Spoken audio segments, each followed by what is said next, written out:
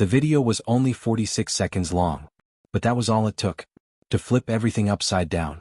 Within hours of being posted, Jalen's speech, recorded by another student and uploaded to TikTok, was exploding across timelines. Views, millions, comments, thousands. The caption said it all. Black student suspended for speaking the truth. Watch what happens. But Jalen?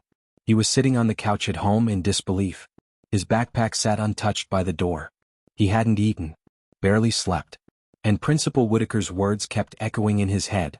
You're suspended. Indefinitely. For what? For daring to say that students of color felt ignored? That their voices mattered too? His mother, Miss Parker, stood in the kitchen, pacing with her phone pressed to her ear. I want a full explanation, she snapped, her voice steady but boiling beneath. My son spoke the truth and you're punishing him for it? The call ended without answers. Just like every other call to the school district that morning. But what they didn't know was that help was already on the way. At City Hall, Mayor Deanna Rivers was reviewing her morning press when her aide burst in. Mayor, have you seen this? She turned. What is it? The aide placed a tablet in front of her. Jalen's video. All 46 seconds. She hit play. Silence filled the room as Jalen's voice poured out. Raw, honest, brave. When the video ended, Mayor Rivers stared at the screen. Then she stood up and said just one word. Get the car. Back at Jefferson High School, Principal Whitaker was walking the halls with purpose. He wasn't smiling. The district had started calling. Parents were furious. Emails flooded in. But Whitaker stood by his decision. He told the staff, rules are rules. We can't have students hijacking assemblies with personal grievances. Except, this wasn't a grievance. This was a reality. And when he stepped outside to greet the superintendent that afternoon, he saw something that stopped him cold. A crowd. Dozens of parents. Former students. Even teachers, standing in silent protest, holding signs that read, Let Jalen speak. Our voices matter too. Suspending truth is not discipline. And behind them, a black SUV pulled up to the curb. Out stepped Mayor Deanna Rivers. Cameras flashed. Reporters gathered like waves rolling in. Whitaker's face tightened. He took a deep breath, smoothed his tie and approached with a rehearsed smile. Mayor Rivers, what a surprise. She looked him dead in the eye.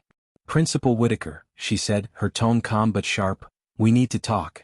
Inside the principal's office, the mood was tense. Mayor Rivers sat across from Whitaker, her eyes locked on his like she was reading his soul.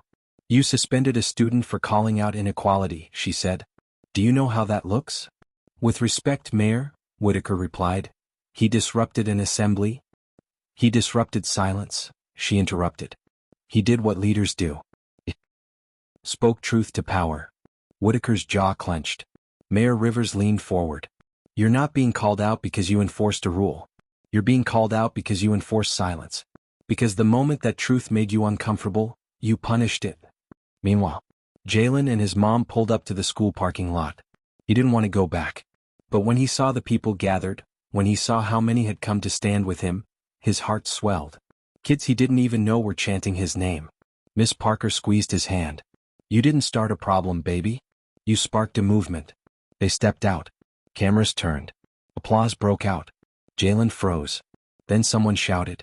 There he is. That's our voice. Tears stung his eyes. Not because he was scared, but because, for the first time in his life, he felt seen.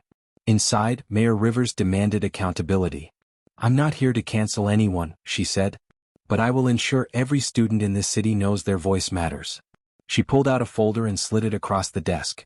This is a proposal to launch a citywide student equity council. And I want Jalen to be on it.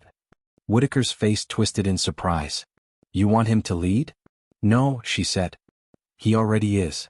An hour later, the doors opened. Mayor Rivers walked out first. Then came Jalen. Shoulders back. Eyes lifted. And the crowd went silent. He stepped up to the mic. Voice shaking but strong. I didn't expect any of this. I just wanted to say what we all feel sometimes. That we matter. That we see what's going on. And we won't be quiet about it anymore. A beat. Then, thunderous applause. Principal Whitaker stepped out last, his pride wounded, his authority shaken. He approached the mic, cleared his throat and said, We've made mistakes. I've made mistakes. And while I still believe in discipline, I now understand, discipline without dialogue is just control. And that's not what education is about. It wasn't an apology. Not exactly. But it was something.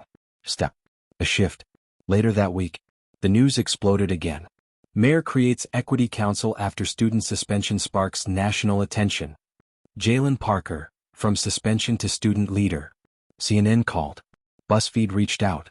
Even a documentary team sent an inquiry. But Jalen? He just wanted to go back to school. To sit in his usual lunch spot. To take photos for yearbook. To be a kid. Still, everything felt different now. When he walked the halls, people nodded. Teachers smiled. Even students who used to ignore him suddenly said, "Yo, I saw your speech. That was powerful." But something else changed too. At the next school board meeting, a new policy was introduced. No student can be suspended for peaceful speech. It passed. Unanimously. Because Jalen had opened a door. And once truth walks through, it never leaves the same way it came. Back at home, Jalen sat in his room, phone buzzing non-stop. He ignored it. Instead, he opened his notebook and scribbled at the top of a new page, "What I would have said if they let me finish." His voice had started something.